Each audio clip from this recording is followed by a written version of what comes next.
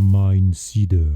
J'avais envie de vous partager une situation qui va probablement parler à tout le monde, parce qu'il y a des moments dans ma journée où je vois des gens faire des choses qui vont vraiment me mettre hors de moi. Bien sûr, j'arrive à contenir mes émotions, mais à l'intérieur de moi, ça bouillonne un peu comme une marmite qui siffle. Regardez, situation toute bête. Encore ce matin, je faisais les courses au Lidl. Je ne vous raconte pas un monde de fou à la caisse. Bien sûr, j'attends dans la file comme tout le monde. Et là, normal, il y a une personne qui se pointe. Elle passe devant tout le monde et elle va demander à une personne âgée qui était en train de poser ses courses sur le tapis si elle peut passer devant elle parce qu'elle est en retard, patati patata. Ça me fait encore quelque chose rien que d'en parler. Vous voyez, je ne vais pas vous mentir, mais c'est le genre de truc qui peut me mettre hors de moi. On dira qu'il y a pire dans la vie.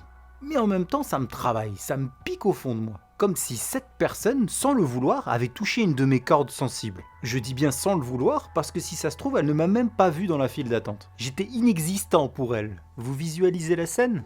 Allez-y, dites-moi en commentaire si vous connaissez cette sensation et dans quelle situation ça vous arrive. Parce que quand même, je ne dois pas être le seul. Vous avez forcément des trucs qui vous titillent, genre le mec qui monte dans le bus sans payer, la personne qui débarrasse pas la table, ou le gars qui coupe ses spaghettis quoi. Inadmissible. Non, en vrai ça m'est égal. Le pire c'est le mec qui sort des toilettes sans se laver les mains. Je vous laisse peaufiner la liste, moi je vais continuer la vidéo. Alors je me suis posé la question, pourquoi sommes-nous plus sensibles à certaines situations ? Parce qu'il faut avouer que dans les mêmes circonstances, tout le monde va penser ou réagir différemment. Dans mon cas, ce matin, quand je faisais les courses, il y a quand même cette personne qui l'a laissé passer. Donc c'est que ça ne la dérangeait pas. Il y en a peut-être d'autres qui se sont dit « Oh le pauvre » ou alors « Oui, il a raison, j'aurais fait pareil ». Ou peut-être qu'il y en a qui en ont complètement rien à faire. J'aurais bien aimé à ce moment-là avoir le pouvoir de lire dans les pensées, mais bon, j'imagine que chacun avait son avis. En tout cas, moi, vous l'avez compris, ça m'a saoulé. Et quand j'y repense, après coup, au calme, je prends le temps d'analyser, pas le fait que cette personne soit passée devant tout le monde,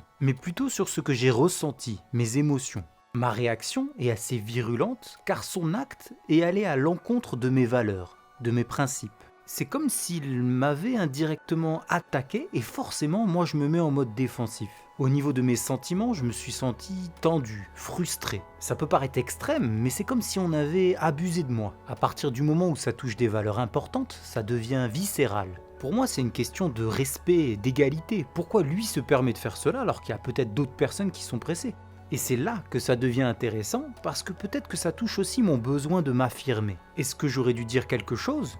Ou encore mieux, si c'était moi qui avais été pressé, et ce que j'aurais osé demander à passer devant tout le monde. Tout cela pour dire que c'est le genre de situation sans grande gravité, mais que je vais traîner toute la journée, que je vais ruminer. Et j'ai enfin trouvé un exercice pour parer à ce genre de pensée. Enfin lâcher du lest. Si vous aussi vous connaissez cette sensation pesante, que vous en avez marre de trimballer ce fardeau toute la journée, alors cet exercice va vous faire du bien. Écoutez la suite. Ça s'appelle le miroir de vérité. Ce qui est intéressant, c'est que déjà le nom a très bien été choisi. Il y a toujours un effet miroir. Quand vous voyez ou entendez une personne faire quelque chose qui vous déplaît, ça vous renvoie indirectement à vous-même. Je m'explique. C'est soit il se passe quelque chose qui n'est pas en accord avec vous, donc que vous trouvez inadmissible, soit par jalousie. Cette personne fait quelque chose que vous aimeriez faire, mais vous n'osez pas. C'est vraiment ce reflet qui active les émotions.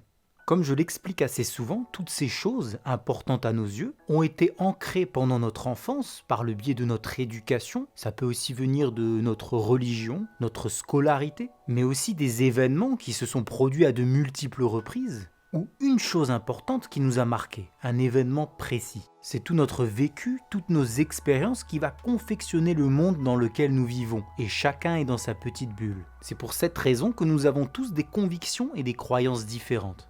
Donc l'exercice du miroir de vérité va permettre d'accueillir nos émotions, mais surtout de les accepter sans honte, sans jugement ni même frustration. Vous allez dans votre tête vous répéter ces 4 phrases et les compléter. La première, ce qui m'énerve chez les autres, c'est... Par exemple, ce qui m'énerve chez les autres, c'est les personnes en retard. Ah, j'oubliais, l'inconscient ne comprend pas la négation. Je reformule ma phrase. Ce qui m'énerve chez les autres, c'est quand ils ne sont pas ponctuels. Voilà, comme on dit, c'est ma vérité qui me rend heureux. La deuxième phrase, il devrait. Qu'est-ce que ces personnes devraient faire d'après vous ? Si cela vous gêne, c'est que forcément vous auriez fait les choses autrement. Moi, je pense que les personnes en retard devraient s'acheter une montre pas de patrouille. Ben ouais, y a pas d'aiguille, plus de raison d'être en retard. En vrai, ils devraient avoir du respect pour les gens, les prendre en considération. troisième phrase, ils ont le droit de... Eh oui, c'est là que ça devient un peu plus difficile à avouer, mais bon, faut respecter le protocole. Ça m'embête de le dire, mais en soi, les gens ont le droit de ne pas être ponctuels. Quatrième et dernière phrase, je devrais...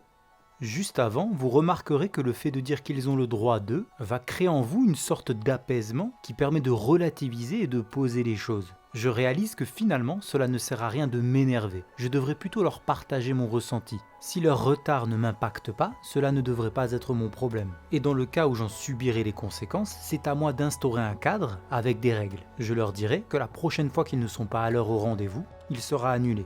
Franchement, rien que d'y penser, ça me fait du bien d'être à mon écoute et de m'exprimer. Je ressens comme un poids, une tension qui s'est évaporée. Dans le cas où je serais amené à avoir une discussion, je sais que je serai beaucoup plus apte à peser mes mots et avoir de l'empathie envers mon interlocuteur. D'une situation qui me pesait, je me sens maintenant beaucoup plus serein. C'est un petit exercice, très efficace, facile à retenir, et son point fort est qu'il peut être utilisé à tout moment. Il faut simplement se rappeler ces 4 phrases. Ce qui m'énerve chez les autres, c'est « ils devraient »,« ils ont le droit de »,« je devrais ». Voilà, vous êtes paré à toute situation. Et j'espère que ce miroir de vérité va vous aider à vous rapprocher de vous-même ainsi que vos émotions, car moi, j'ai adopté cette technique depuis un moment et je ne le regrette pas. Je vous dis à bientôt dans une prochaine vidéo. Ciao ciao.